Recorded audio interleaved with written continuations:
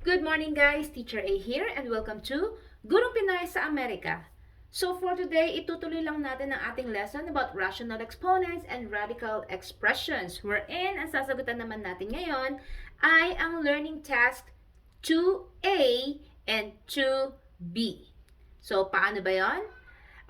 We will just change yung exponential expression into its radical form and vice versa. So, yung 2a, exponential to radical. Yung 2b, radical to exponential. So, bago natin sagutan yun, i-review ulit natin kung paano ba mag-change ng rational or exponential expression into radical expression. Halimbawa, ulit, meron akong 6 and 3/4. So, sa unang learning task natin, sinabi natin na para ma-change to into its radical form, yung ating base, yung magiging radicand natin, which means yung number sa loob ng radical sign. Yung ating numerator ng exponent, siya yung power ng ating radicand. And then yung denominator, yun yung ating index. Now, paano naman kung ang given ay may parenthesis? Like 6, and then raised to the 3/4. Yan. Pareho ba yan? Hindi sila pareho. Kapag change natin to into its radical form, meron din tayong parenthesis. Okay? So, that's 4th root of 6. And then, naka-enclose siya, raised to the 3rd power. Ano yung pagkakaiba nilang dalawa? Kapag walang parenthesis, it means pwede natin i-evaluate muna to, yung 6 to the 3rd, bago natin kunin yung 4th root. Kapag may parenthesis naman siya, kukunin muna natin yung 4th root bago natin i-cube yung sagot. Okay? So, nakita niyo yung difference? So, since alam na natin to, let's go straight sa ating learning task 2A. Number 1. So, ang given natin ay 81 raised to 2/3. So, katulad na sinabi ko kanina, yung ating base, yun yung ating magiging radicand. Yung nasa loob ng ating radical sign, 81. Yung denominator, yung ating index. And then, since naka-parenthesis siya, ilalagay muna natin yung parenthesis bago natin isusulat yung exponent, which is yung numerator ng ating original na exponent. Okay? So, there. So, therefore, ang sagot natin ay cube root of 81, there, raised to the 2nd power. Remember, naka-parenthesis siya. Okay? So, ganun lang siya kadali. Next, number 2. So, we have here 4y raised to 1/2. So, paano ba to? Kung mapapansin nyo, yung y lang ang may fractional exponent. So, hindi siya kasama. Hindi kasama si 4. So, therefore, kapag sinulat natin, si y raised to 1/2 lang yung merong na nasa radical form, I mean. So, si 4 nasa labas. So, we have here 4, and then, yung ating radical sign, and then si y. Si 1 na power, susulat pa ba? Hindi na. Si 2 na index, isusulat pa ba? Hindi na rin. Kasi understood na square root yun kapag hindi natin nakita si 2. So, therefore, eto na yung ating final answer.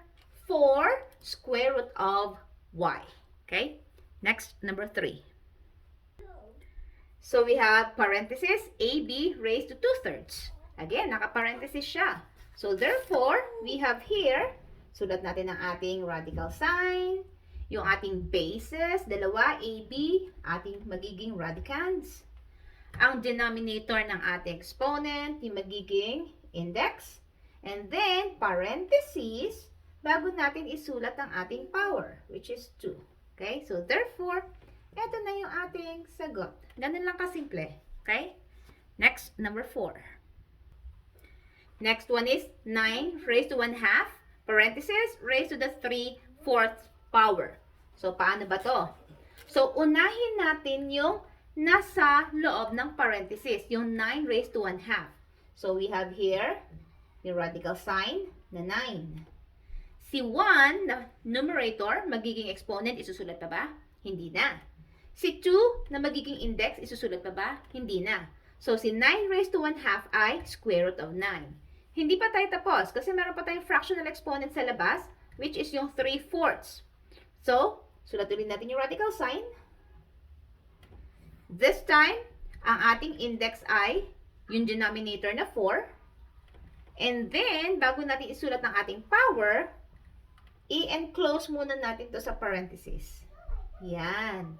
So, therefore, ang sagot natin ay 4th root of the square root of 9 raised to the 3rd power. Okay? So, dalawa yung ating radical sign. Kasi ang sabi lang naman dito is, i-change natin yung expression sa radical expression. Hindi naman sinabing isi-simplify. So, kaya hindi natin siya isosolve. No? So, ito na yung final answer natin. Next, number 5. Ang given natin ay 4 raised to 2/5 times 4 raised to 1/5. Again, hindi sinabing i-simplify. I-rewrite lang natin siya sa kanyang radical expression, radical form. So, unahin natin yung una, of course, which is 4 raised to 2/5. Lang. Ay, magbukas ng marker ko. Oh my God. There. So, ang ating index ay 5. So, 5th root of ang ating radicand, yung ating base na 4. And then, squared. Okay?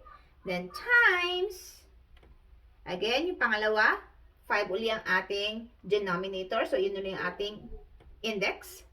4th root of, isusulat pa ba si 1? Hindi na. Kasi 1 siya. Understood na nandun na. So, therefore, ito na yung ating sagot. 5th root of 4 squared times 5th root of 4. Okay? So, that's learning task 2A. Let's move on sa ating learning task 2B.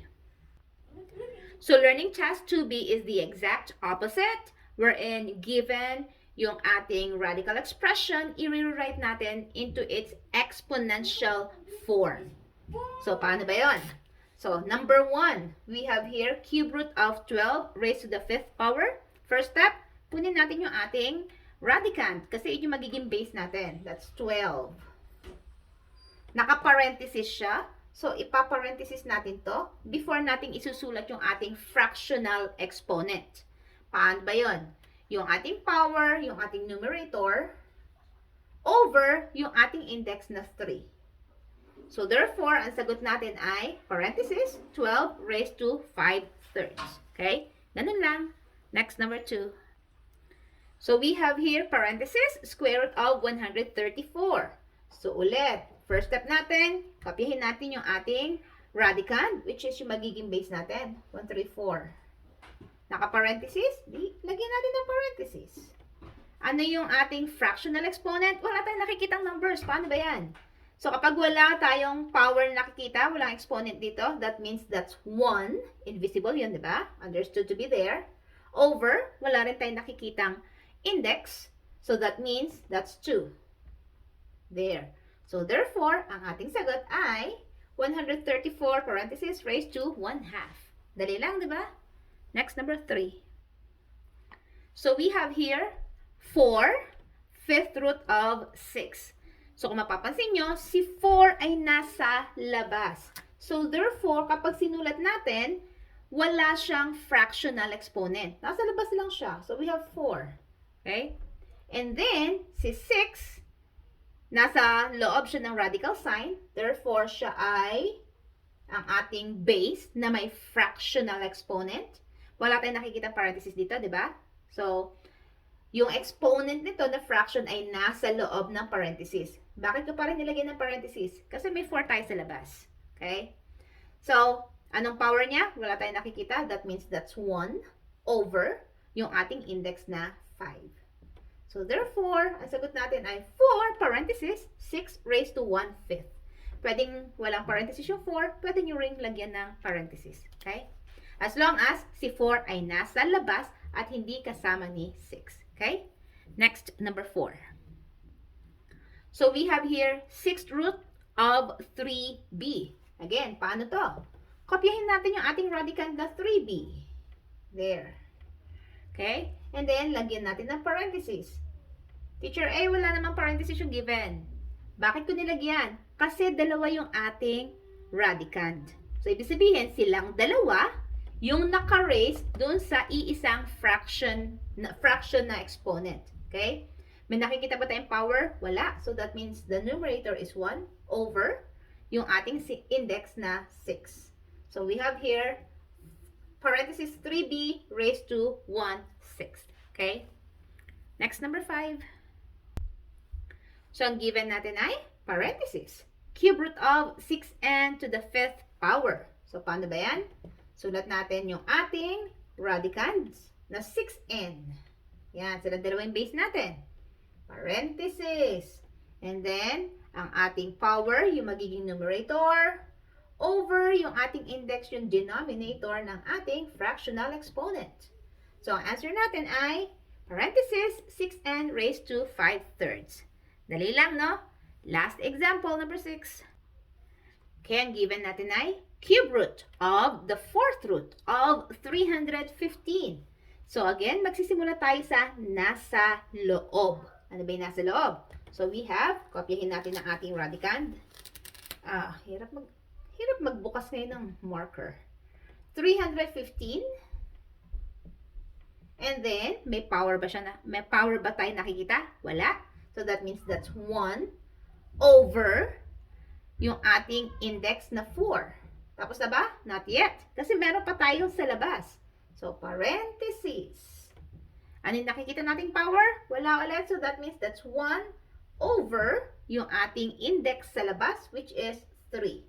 So, therefore, ang sagot natin ay 315 to the 1/4 raised to the 1/3 power. Okay?